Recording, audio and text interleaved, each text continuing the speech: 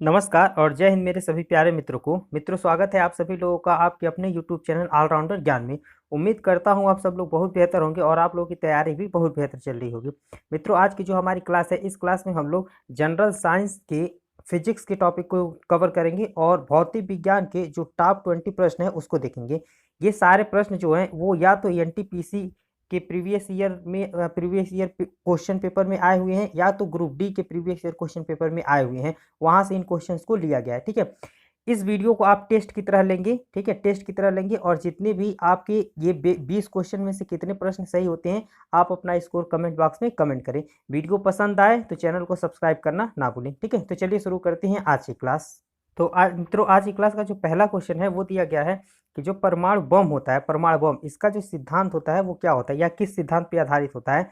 चार ऑप्शन दिए गए, इन चारों ऑप्शन में से आपको बताना है। ठीक है, तो आप चारों ऑप्शन पढ़ लीजिए। इसका राइट ऑप्शन हो जाएगा ऑप्शन नंबर बी, नाभिकीय विखंडन के सिद्धांत पे। जो परमाणु बम होता है वो नाभिकीय विखंडन के सिद्धांत पे काम करता है। तो ऑप्शन बी हमारा राइट आंसर हो जाएगा। ठीक है, चलिए आगे बढ़ते हैं। जो हमारा सेकंड क्वेश्चन है उसकी बात करते हैं। सेकंड क्वेश्चन हमारा दिया गया है कि जो रडार है, रडार, ठीक है, रडार की कार्य प्रणाली जो होती है वो निम्नलिखित में से किस सिद्धांत पे आधारित होती है। इन चारों सिद्धांत में से आपको बताना है। तो इसका राइट ऑप्शन हो जाएगा ऑप्शन नंबर ए, रेडियो तरंगों का परावर्तन। रेडियो तरंगों के परावर्तन के सिद्धांत पे जो रडार होती है उसकी कार्य प्रणाली आधारित होती है। ठीक है, चलिए आगे बढ़ते हैं और जो हमारा नेक्स्ट क्वेश्चन है उसको देख लेते हैं।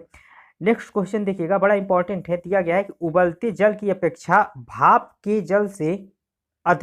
से जलने से अधिक कष्ट होता है, क्योंकि उबलते जल की अपेक्षा भाप की गुप्त ऊष्मा, इन चारों में से आपको बताना है कि क्या होती है।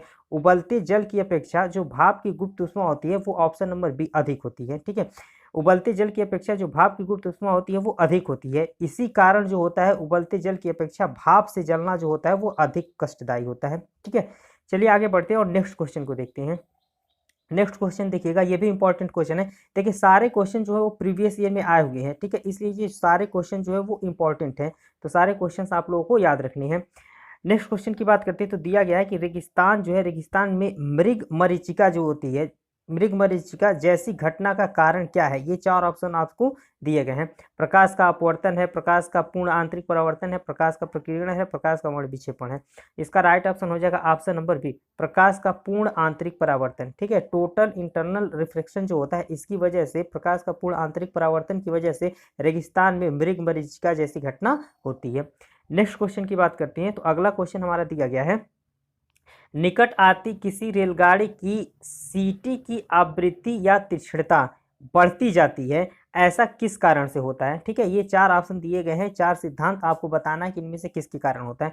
तो इसका राइट ऑप्शन हो जाएगा ऑप्शन नंबर सी, डॉपलर प्रभाव। जो डॉपलर प्रभाव है इसी के कारण निकट आती रेलगाड़ी की जो सीटी होती है, ठीक है, इसकी आवृत्ति या तीक्ष्णता जो होती है वो क्या हो जाती है, अधिक हमें फील होती है या बढ़ती जाती है। ठीक है, चलिए अगले क्वेश्चन की बात करते हैं। अगला क्वेश्चन हमारा दिया गया, ये भी इंपॉर्टेंट है। सोनार की बात करते हैं। सोनार जो होता है वो एक ऑपरेटर्स या एक तरीके का यंत्र होता है। तो पूछ रहा है कि जो सोनार होता है वो अधिकांशतः प्रयोग में लाया जाता है, किनके द्वारा प्रयोग में लाया जाता है, नाविकों के द्वारा कि अंतरिक्ष यात्रियों के द्वारा कि अभी यंताओं के द्वारा या इनमें सभी के द्वारा। तो इसका राइट ऑप्शन हो जाएगा ऑप्शन नंबर ए, नाविक जो होते हैं ना, नाविकों के द्वारा जो होता है वो सोनार का ज्यादा उपयोग किया जाता है। अगली क्वेश्चन की बात करते हैं। अगला क्वेश्चन हमारा दिया गया, देखिएगा बड़ा इंपॉर्टेंट क्वेश्चन ये है। ठीक है, इसको याद रखिएगा आप लोग। अभी मैं इसके बारे में कुछ फैक्ट है वो बताता हूँ। क्वेश्चन दिया गया, श्रव्य परिसर में ध्वनि तरंगों की आवृत्ति जो होती है वो क्या होती है। ठीक है, तो देखिए तीन बातें यहाँ मैं आप लोगों को बताऊंगा, तीन बातें। पहला ये जो दिया गया राइट, इस क्वेश्चन का जो राइट ऑप्शन हो जाएगा वो हो जाएगा 20 हर्ट्ज से लेके 20,000 हर्ट्ज।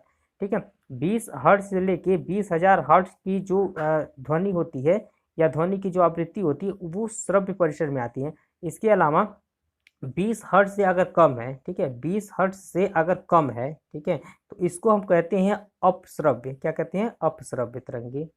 ठीक है, अपश्रव्य। और एक होता है पराश्रव्य। एक क्या होता है, पराश्रव्य। तो आप याद रखिएगा कि जो 20,000 हर्ट्ज है ना, 20,000 हर्ट्ज, 20,000 हर्ट्ज से जो ऊपर की तरंगे होती हैं उसको हम कहते हैं पराश्रव्य। 20 हर्ट्ज से नीचे की जो होती है उसको अपश्रव्य कहते हैं। और 20 हर्ट्ज से लेके 20,000 हर्ट्ज के बीच में जो होती है, ठीक है, उसको हम क्या कहते हैं, उसको हम कहते हैं श्रव्य तरंगे। तो ये चीज आप लोग याद रखिएगा। ठीक है, तो इस क्वेश्चन का जो राइट आंसर हो जाएगा वो हो जाएगा ऑप्शन नंबर ए। ठीक है, चलिए आगे बढ़ते हैं, अगले क्वेश्चन को देख लेते हैं। अगला क्वेश्चन हमारा दिया गया है कि किसी वस्तु का ताप जो होता है वो किसका सूचक होता है। अगर किसी वस्तु के ताप की बात करें तो वो किसका सूचक होता है, तो इसका राइट ऑप्शन हो जाएगा ऑप्शन नंबर डी। ठीक है, उसके अणुओं की औसत गतिज ऊर्जा का, किसी वस्तु का जो ताप होता है वो किसका सूचक होता है, तो जो वस्तु है उसकी अणुओं की औसत गतिज ऊर्जा का, ठीक है, माप होता है या सूचक होता है ताप जो होता है किसी वस्तु का। अगले क्वेश्चन की बात करते हैं। अगला क्वेश्चन हमारा दिया गया है कि बिजली के, देखिए जो फ्यूज तार है, ये इंपॉर्टेंट क्वेश्चन है, इसको याद रखिएगा। पूछ रहा है कि जो बिजली के फ्यूज तार होते हैं वो किससे बना होता है। इसका राइट ऑप्शन हो जाएगा ऑप्शन नंबर डी, टीन और शीशे के मिश्र धातु से बना होता है। टीन और शीशे के मिश्र धातु से बना होता है कौन, फ्यूज तार। अगले क्वेश्चन की बात करते हैं। तो अगला क्वेश्चन हमारा दिया गया है, एक कार बैटरी, ये में है, ठीक है, में एक कार बैटरी में प्रयुक्त विद्युत अपघट की बात कर रहे हैं। एक कार बैटरी में प्रयुक्त विद्युत अपघट होता है, इन चारों में से आपको बताना है कि क्या होता है। जो विद्युत बैटरी होती है, जो कार वो में बैटरी प्रयोग होती है, उसमें पूछ रहा है कि विद्युत अपघट जो होता है वो उसमें क्या मिला होता है। तो जो विद्युत अपघट के रूप में कार्य करता है कार की बैटरी, वो होता है ऑप्शन नंबर बी, सल्फ्यूरिक अम्ल। क्या होता है, सल्फ्यूरिक अम्ल। सल्फ्यूरिक अम्ल का जो फार्मूला होता है वो होता है H2SO4। क्या होता है, H2SO4, इसको याद रखिएगा। नेक्स्ट अगले क्वेश्चन की बात करते हैं। तो अगला क्वेश्चन हमारा दिया गया है कि द्रव्यमान ऊर्जा संबंध किसने दिया था। द्रव्यमान ऊर्जा संबंध आइंस्टीन ने दिया था। किसने दिया था, आइंस्टीन ने। तो ये चीज याद रखिएगा, आइंस्टीन ने दिया था द्रव्यमान ऊर्जा समीकरण या द्रव्यमान ऊर्जा संबंध। तो पूछ रहा है कि जो द्रव्यमान ऊर्जा संबंध है कि किसका निष्कर्ष है। इन चारों थ्योरी में से आपको बताना है कि किसका निष्कर्ष है ये, ठीक है। आइंस्टीन ने दिया था ये, तो इसका राइट ऑप्शन हो जाएगा ऑप्शन नंबर बी, ठीक है। सापेक्षता का जो सामान्य सिद्धांत है, सापेक्षता का जो सामान्य सिद्धांत है, ठीक है, उसी का निष्कर्ष है द्रव्यमान ऊर्जा संबंध, उसी का निष्कर्ष है सापेक्षता का सामान्य सिद्धांत का। किसने दिया था, और सापेक्षता का जो सिद्धांत है ये भी आइंस्टीन ने दिया था, ठीक है। और द्रव्यमान ऊर्जा समीकरण जो है वो इसी का निष्कर्ष है सापेक्षता के सिद्धांत का, ये भी आइंस्टीन ने ही दिया था। चलिए अगले क्वेश्चन की बात करते हैं। अगला क्वेश्चन हमारा दिया गया है, वोल्टता को घटाने व बढ़ाने में प्रयुक्त उपकरण कौन सा है। ठीक है, आपसे ये बड़ा आसान क्वेश्चन है, मतलब पूछ रहा है कि इन चारों में से कौन सा ऑप्शन वो सही है जो वोल्टेज को कंट्रोल करता है, वोल्टेज कंट्रोलिंग डिवाइस है। तो इसका राइट ऑप्शन हो जाएगा option number C, transformer. Transformer जो होता है ये क्या होता है, वोल्टेज को बढ़ाने और घटाने में काम करता है। क्यों, क्योंकि देखते हैं हमारे घरों में जो जनरली सप्लाई होती है बिजली की वो 220 वोल्ट की होती है। कितनी की, 220 वोल्ट की। लेकिन जो हमारा ट्रांसफार्मर होता है वो लगभग कहते हैं 11,000 वोल्ट का होता है। कितने का, 11,000 वोल्ट का। तो आप समझ लीजिए 11,000 वोल्ट जो होता है वो ट्रांसफार्मर में आता है, ठीक है। लेकिन ट्रांसफार्मर से हमारे घरों में जो सप्लाई होता है वो कितना होता है, 220 वोल्ट। इसका मतलब जो 11,000 वोल्ट होता है, सॉरी 11,000 वोल्ट होता है, इसी को कन्वर्ट करके कम वोल्टेज में कर दिया जाता है और 220 वोल्ट सप्लाई करके हमारे घरों में भेज दिया जाता है। इसका मतलब ये जो क्वेश्चन दिया गया है कि वोल्टता को घटाने और बढ़ाने में प्रयुक्त होने वाला उपकरण है, तो वो क्या हो जाएगा, ट्रांसफार्मर, राइट आंसर हो जाएगा। चलिए अगले क्वेश्चन की बात करते हैं।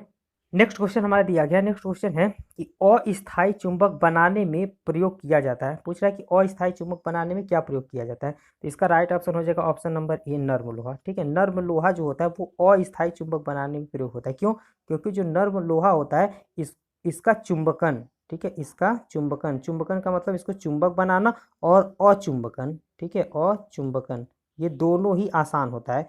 मतलब अगर इसको चुंबक बना देंगे तो चुंबक की तरह बिहेव करेगा, और जैसे ही चुंबकत्व का, जिसकी वजह से इसमें चुंबकत्व उसको हटा देंगे तो ये अचुंबकीय तत्व की तरह बिहेव करने लगेगा। तो इसीलिए ये जो अचुंबकीय पूछ रहा है कि अस्थायी चुंबक किसके बनाए जाते हैं, तो नर्म लोहे के बनाए जाते हैं। ये चीज़ याद रखिएगा। नेक्स्ट क्वेश्चन हमारा दिया गया है, नेक्स्ट क्वेश्चन दिया गया है कि लोहे के ऊपर जिंक की परत चढ़ाने को क्या कहते हैं। बड़ा आसान क्वेश्चन है, इसका राइट ऑप्शन हो जाएगा ऑप्शन नंबर ए, गैल्वेनाइजेशन। क्या कहते हैं, गैल्वेनाइजेशन। लोहे के ऊपर जिंक की परत चढ़ाने को गैल्वेनाइजेशन कहते हैं। अगले क्वेश्चन की बात करते हैं। तो अगला क्वेश्चन हमारा दिया गया है, विद्युत चुंबकीय सिद्धांत का प्रतिपादन जो होता है वो किसने किया था। इसका राइट ऑप्शन हो जाएगा ऑप्शन नंबर बी, फैराडे ने। विद्युत चुंबकीय सिद्धांत का जो प्रतिपादन है वो फैराडे ने किया था। अगले क्वेश्चन की बात करते हैं। अगला क्वेश्चन हमारा दिया गया है कि जो बैलिस्टिक मिसाइल होती है, बैलिस्टिक मिसाइल, इसके जनक कौन थे, बैलिस्टिक मिसाइल के जनक कौन थे। इसका राइट ऑप्शन हो जाएगा ऑप्शन नंबर सी, वर्नर वान ब्रेन। वर्नर वान ब्रेन ये जो थे वो बैलिस्टिक मिसाइल के क्या थे, जनक थे, बैलिस्टिक मिसाइल के। ये चीज़ याद रखिएगा, इंपॉर्टेंट क्वेश्चन है, ठीक है। अगले क्वेश्चन की बात करते हैं। अगला क्वेश्चन हमारा दिया गया कि स्वतः चालित रेलगाड़ियों में स्वतः चालित रेलगाड़ियों में ब्रेक में किस प्रकार की व्यवस्था होती है? तो इसका राइट ऑप्शन हो जाएगा ऑप्शन नंबर डी, हाइड्रोलिक व्यवस्था होती है। ठीक है, अगले क्वेश्चन की बात करते हैं। तो अगला क्वेश्चन हमारा दिया गया है, सूक्ष्म समय अंतरालों को सही सही मापने में निम्नलिखित में से किसका प्रयोग किया जाता है? तो इसका राइट ऑप्शन हो जाएगा ऑप्शन नंबर सी, परमाणु घड़ियों का प्रयोग किया जाता है। सूक्ष्म समय अंतरालों को सही सही मापने में परमाणु घड़ियों का उपयोग किया जाता है। अगले क्वेश्चन की बात करते हैं।